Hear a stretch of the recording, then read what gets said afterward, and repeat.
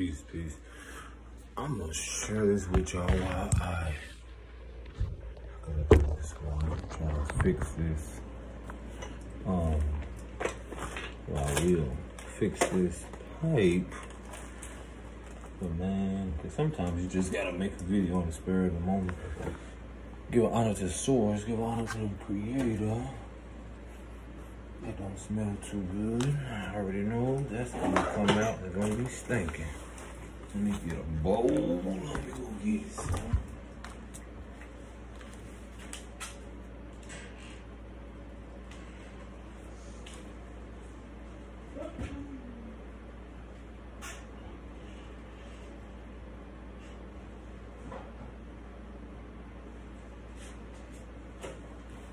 Okay.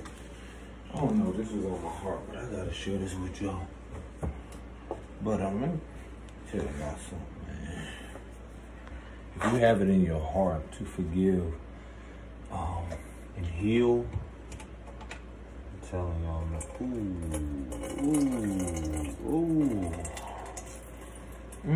that don't smell too well. Yeah, that's a lot of that. If you have it in your heart to forgive, man, do not let other people try to dictate your life. What do I mean by that? Because, man, the way things is right now, smells awful. I tell folks all the time, man, do not let people dictate how it is you should move forward with someone in your life, especially men right now. I was telling someone, if you have the opportunity, I know it's easy said than done. Sometimes it comes with doing the inner work that a lot of us either don't know how to.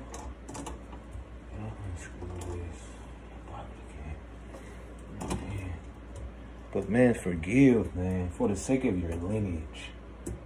For the sake of your lineage, for yourself. You'd be surprised that you healing, how much it'll change not only yourself but your lineage. You know, sometimes you gotta, what a real man would probably do, and I don't like to say real man, but honoring the feminine. The feminine energy will teach you, Divine Mother will teach you that yes, pain connects us all, but that's how we're connected. But the Divine Mother will guide you to healing as well. Healing for the sake of your lineage. Healing for the sake that your daughters don't have to endure, you know, those cycles of going through and what you went through as a man. I mean, what you experienced with women. Like, a lot of people don't really see that, man. I used to say to myself sometimes, like, I don't have a fear that, you know, my princess or, you know, will experience men's, you know, the past versions of myself. I really feel like we have the power to clear karma. I really do. And in doing that inner work, it's like you put out universal law, you put out the energy you put out, you receive. So I really feel like, being that we represent sort of the past but in the present, because we know that the generation after us will come after us, I feel like we're the one to bridge to make sure that their future, their experience here will be more pleasant, will be more blissful. And that's a lot of responsibility to even do the healing, to even acknowledge these things that people are afraid to. Okay, let's see here. I got that one off. Let's see if I can get this one. But I was telling some sisters today, I was like, man, sometimes you gotta, I know you probably went through things with the mothers, your children, and especially our women. It works on both ends. It's not just, it's a polarity. Sometimes we have to be the ones to do the healing. Oh, this stinks so bad. We have to be the ones that do these things, even when we don't want to. for sure. Because a lot of people don't talk about it. A lot of people are afraid.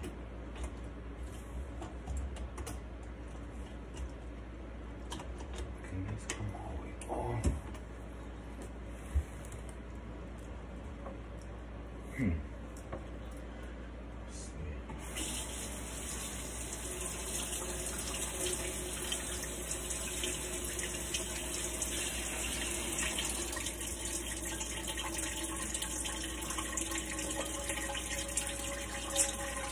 But again,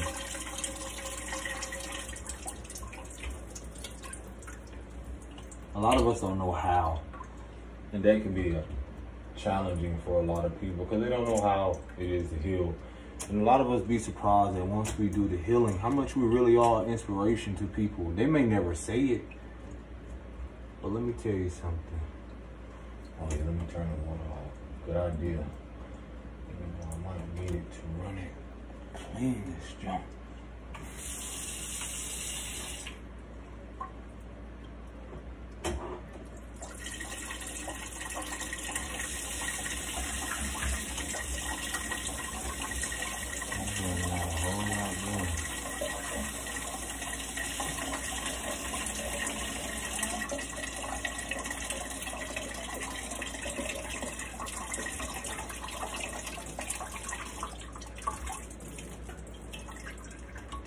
But again, man, it's so many things that we're all still unlearning and healing. I tell people this, being a guardian, some may use the term parent, that don't come with a manual. Especially when you're healing, it don't come with a manual. You know, I do not intend this video to be super long, but I just wanted to get this, you know, while I was talking about it. Oh, I gotta clean that. But yeah, it don't even really matter your age. Everyone can be an inspiration if you see yourself as an inspiration. So, with that being said, man, where I'm at right now, realizing how much the inner work and inner healing and acknowledging my own shadow, a lot of things has really shown me how disconnected emotionally we were from our women, and how their disconnect from themselves and their internal conflict has now have us have both men and women facing their greatest fears and of what greatest wounds and what they have been running from their whole life. Have you ever considered that? So through my healing of the feminine, it's brought me so much more closer to myself, to the Divine Mother, to the Big Mama, and have much more of an emotional connection and healing that aspect of my mom and my grandmother. Now, my princess allows that, you know, for me to see her innocence is allowing me to see them as well, that they were wounded. They could only use the tools that they've had to move forward. And I realized that they were just reenacting or acting out their shadow, you know, unhealed aspects, inner wounds that they either refuse to face or sometimes they don't know how. Sometimes we don't know how. That's why I see it's a very select few as empaths, healers that are here to do that. Everybody cannot endure this journey. So things about the responsibility that comes with that. Everybody want to be these things, but it's a huge responsibility in being emotionally secure, emotionally balanced, stepping up into leadership, you know, honoring what does leadership look like. That doesn't mean just being led by anyone. That's not leading you to yourself, to source. So again, I wasn't going to be before y'all long. I do appreciate you all. I just want to share this little brief message that a lot of us are going through a lot of an emotional roller coaster. Because again, a lot of us haven't been shown what it is to love our wounds. People can brag and boast about the spiritual journey and enlightenment journey, healing journey, all these things, but the not so pretty parts about it is reclaiming your inner child It's also a part of, it can come with distancing yourself and not becoming overly consumed by that, isolating, having to face these things that, you know, we weren't shown by those that came before us. So in that,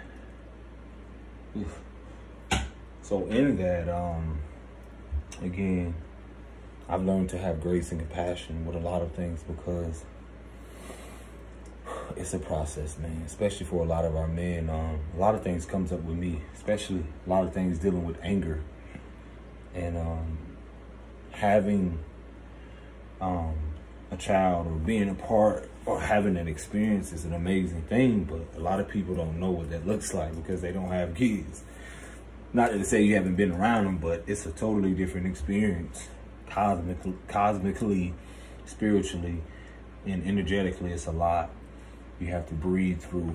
And I'll talk more about that. I'll probably just, I don't know, see how I can make more of this as a topic. Just got to finish what I'm doing. But we'll talk more on that. Oh, shoot. A lot of which now we got to learn to hold a place of grace for ourselves, be patient with ourselves, because these things we were never shown. That's the most scariest thing about this healing and spiritual journey, is that you're going, not only are you returning to the innocence of who you are, but in that process, no one really knows how it looks. And you're reminded of some of the most darkest wounds and places that have been rotting, a lot of things that have been happening. And so in that, we're easily told to forget about it, not acknowledge it. So think about all of that. Years and years of, it's okay, no, I'm okay. Listen to that. No, I'm okay. And rather than, yes, I'm okay. It's the unsurety. It's the insecurity. It's the imbalance.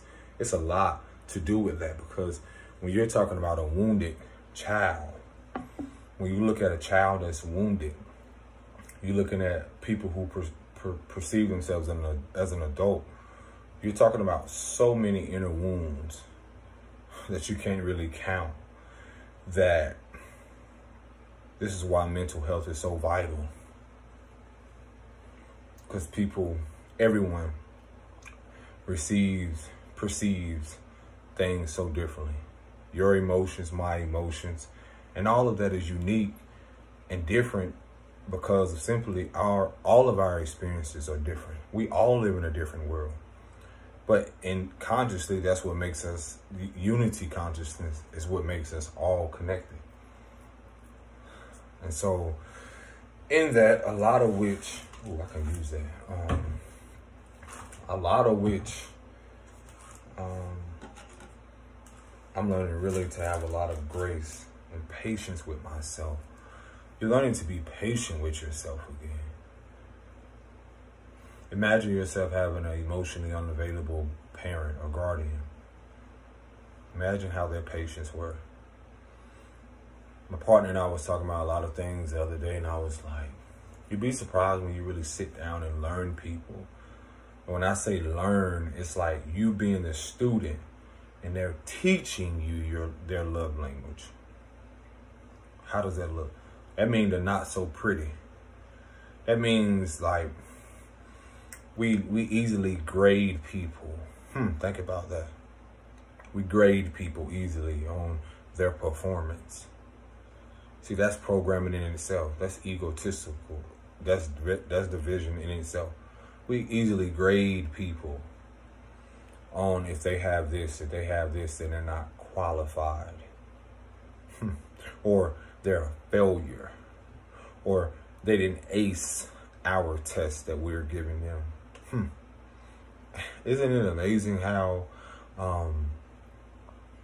we've all been affected by so many things that really have no value? Because how does that determine the value of anyone if we don't truly know what our value is? So the amazing thing about how what truly is learning to honor the feminine is to see the dark mother. And it's not so much, it's the dark mother in the sense of like the mother that represent all those things that some can perceive as evil, distorted. But how in that takes away the value of the Divine Mother? Because the Divine Mother, as I would perceive it, shows us that what connects us is that distortion, or what has connected us all is that pain. Are those things that we held on for so long to portray to the world what value was. An environment that preyed on, our woundings, our emotional woundings, our physical, all those things to make us seem that we're less or not valuable in the eyes of others, but in the eyes of the Divine Mother and Father, or Source, the Creator, we are limitless. We're infinite. It's beyond this physical thing. There's a moment we're coming into now where it's like, when I say I see you, I appreciate you. A lot of us are in that place now where, having did the inner work, or, the healing, which is so vital, is, recognizing that the love, or what we perceive, was so much of a devaluing anyway, to discredit the Creator, to discredit Source, to discredit who we are. Because,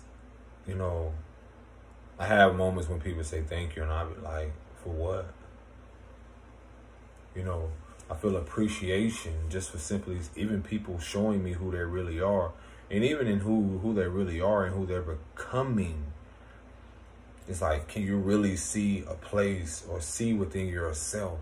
I had someone share with me, like, can you learn to see yourself with new eyes? That's my challenge for a lot of you, because I got to get back to what I'm doing. But do you see yourself with new eyes? The ones that have caused or have came into your life, whether you have a sense of betrayal or a loss or whatever it is you've experienced, can you allow yourself to see you with new eyes? Meaning, can you rise in the next day or the following day and see yourself anew? Can you see that person that caused so much, whatever it is, wanting to wreak havoc, and even the reason they're trying to wreak havoc upon your life is because they're running from their own darkness. They're running from their own shadow. Because a love will only want to emit love, not inflict pain. So I'm able to recognize the woundings. We're able to recognize the woundings once you start to do the inner work. So again, it's more so, where does your value lie? What is your value in? And so in that, it only takes a very few people to really shift something. So my challenge to anyone and everyone, can you see yourself with new eyes? Then you'll begin to have new experiences. Then you'll be able to be experienced anew. Peace and blessing. Shalom.